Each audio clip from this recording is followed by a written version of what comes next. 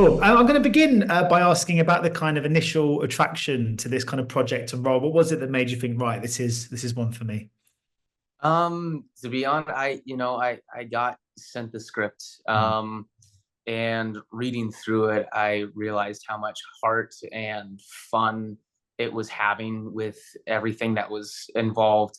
And to be honest, it was just truly like one of those things that I think it's a really hard thing to be able to like read something and have the words come off the page and truly make you laugh.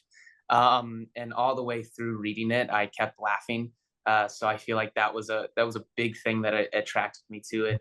Um, Also, Bash and Charithra were already attached, and I love their acting. I think they're absolutely incredible, and I knew they would be really kind of fun partners to be able to act with.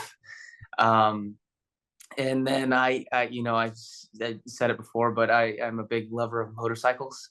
Mm. And the fact that I could be able to ride a motorcycle on screen was one of those things that I was like, yeah, I absolutely want to do that.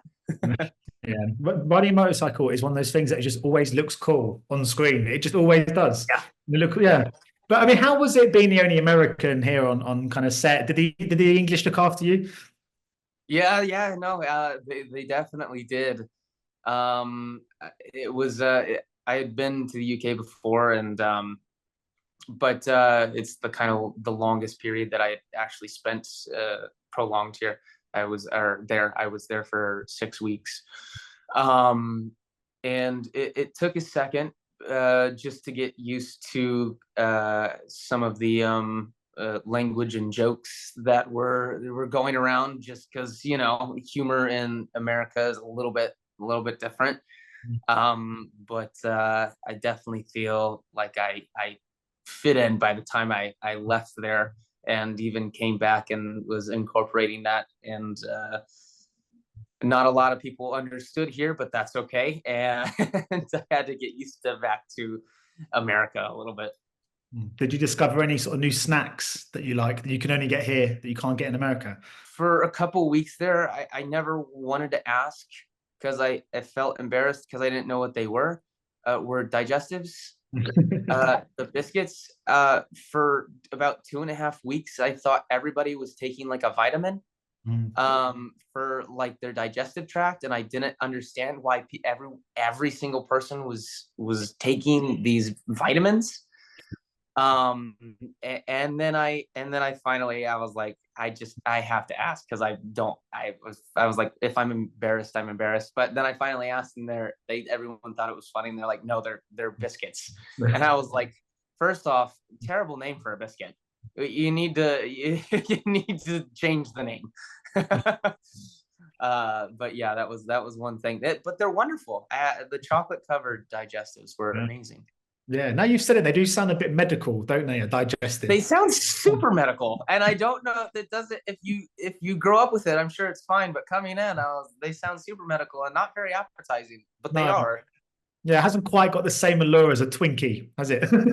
Yeah, or even just cookie, like a chocolate chip cookie. Yeah. Well, I wish there were vitamins, then I think I'd be a lot healthier. But I'm going to ask about, I mean, because I mean, in terms of like kind of like connecting to the kind of character and to the kind of story at hand, obviously, kind of being the fact that you were kind of on the Americans kind of on set, was that a bit of a through line for you? Because obviously, in the kind of film, Billy is a bit of a not an outsider, but he's kind of adjusting to a new culture and to a new way of life as well. Yeah, no, it definitely helped. I think going in, I truly I didn't think it was going to be too different. Um, being able to communicate and be in that kind of world. But it was, though. It was something to get used to, and it really did. It did help just personally connecting with that as well. Yeah. And obviously in the early stages of the film, before we kind of get to know the character, we see you from her perspective a lot of the time. So there's lots of shots of you kind of standing around looking handsome, kind of like playing up to the kind of romantic comedy trope. How were those scenes to actually shoot? What was the kind of instruction for you there? Was it because you kind of had to do a bit of kind of bit blue steel, wasn't it, to begin with? Yeah, yeah, it was a little bit. Me and the director Alex talked about it, and it it was it was harder because usually you have uh lines that you say to kind of Mm. portray what you're feeling.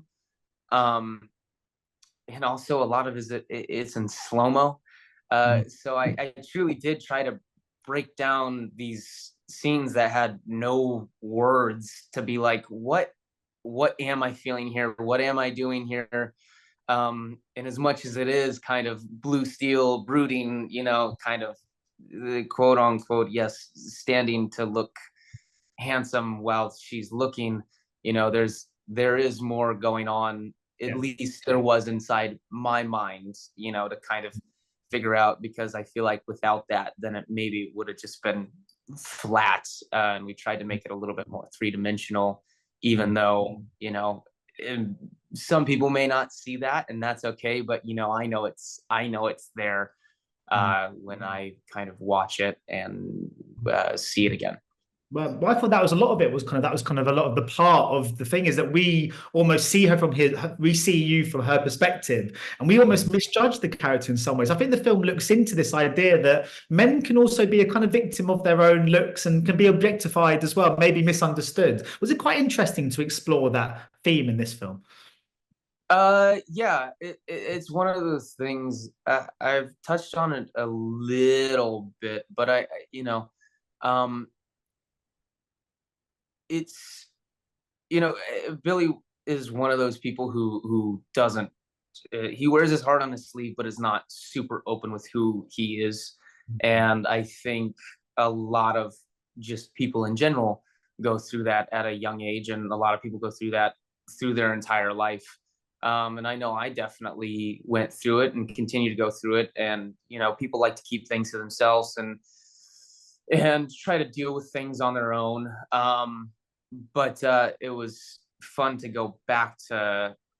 Nowadays, I'm 25, and I'm way more comfortable communicating and saying what I'm feeling, and being comfortable talking with what's going on in my life. But I kind of backtracked a little bit to what it was like when I was like Mm. 16, 17, where it was like nobody understands me, and I have to keep things to myself, and work through it on my own, because that's what's important. I don't want to put that burden on anyone else. And I think that's what it comes down to, is Billy cares so deeply about everybody, and anything that he's dealing with, he just doesn't want to have to put that burden on anybody, and he wants to just make sure that everybody is happy and feeling good around him. Mm. Was it quite a challenging role in some ways? Because I was thinking this actually when I was watching One Day on Netflix recently, and what Leo Woodall does with the character of Dexter, which is the kind of challenge of playing an actor that in the construct of the film is the kind of the male heartthrob, but bring a lot of depth and nuance to the role. Other people, a lot of other characters don't see within him. Was that quite a difficult challenge for you to kind of to have? Because it's quite a lot of there's sort of surprising amount of kind of layers, aren't there, to a role like this, I think. Yeah, there are. Like I was just saying, is having the idea that there's not many lines to say, or much dialogue to get that point across. It kind of almost makes it harder, because then you have to try to portray that just through looks and through your eyes, just in a very small period of time. That is extremely hard to do when you don't have dialogue to be able to get that point across, and all you're able to do is try to give a couple different looks or a couple different takes that might be different, that some people might pick up on and some people might not. Or I mean, the goal is to be able to have those looks and have done the work to the point where everybody looks at that and go, oh, okay, I think there's something there. Oh, there seems like there's something a little bit more going on there than just what we are seeing. Yeah, and even obviously it was quite subversive in many in some regards. It's still feels very much like a kind of good old classic romantic kind of comedy. What do you think makes a good rom-com? What's the kind of special ingredient for you? What attracts you to the genre? Like this film, a good love triangle is always a good one. You know, that fight. There's always that fight, whatever it may be, whether it's an obstacle or an object or another person or whatever that may be. As long as that obstacle's there and is kind of preventing that love is what's important. I feel like in a good rom-com, to make sure that you know it. But then at the end, you know, that obstacle has to be broken down and you overcome that, and then obviously the love prevails, and you know that's what really makes a rom-com for me, is that those obstacles throughout the way, and it's aggravating and you want it to happen, and then finally that love wins in the end and is what people want. Slightly different to the rom-com, but no less kind of popular, is I have to ask about sort of season 6, of course, of Cobra Kai coming this year. I mean, how does that feel? I mean, this must be such a kind of end of a chapter for you. I mean, such a successful show, but it's always so hard to predict, you know, what's going to make it, what's going to not. But has it been, how much of a great experience has it been for you to be a part of that series and to have it and to share it with fans across the years? It's been a wonderful experience. You know, it's 6 seasons, but we've all known each other for 7, going on 8 years, so almost a decade, which is crazy to me. But it's been absolutely wonderful. You know, when we first went in, no one knew where it was going to go. We just all came in knowing that, specifically working with Ralph and Billy, you know, all the younger cast, you're like, oh, there's this legacy, you know, that we have to be able to live up to and try to learn from and try to match their energy to carry on. So it was one of those things where everybody just kind of went in and just wanted to do a good job. And we've just kept that energy saying, hey, you know, even now with everybody loving it, all we're trying to do is to, you know, make the fans happy and work as hard as we possibly can to make sure that the story is there and that the payoff is there for everybody watching it. Yeah, well, I can't wait to see it. Thank you so much for speaking to me today, Tanner. It's been a real pleasure. Yeah, thank you. Ladies and gentlemen, you're watching Hey You Guys! Hey, you guys! Hey you guys! Hey, that's what they all say. Hey you guys! Hey, you guys!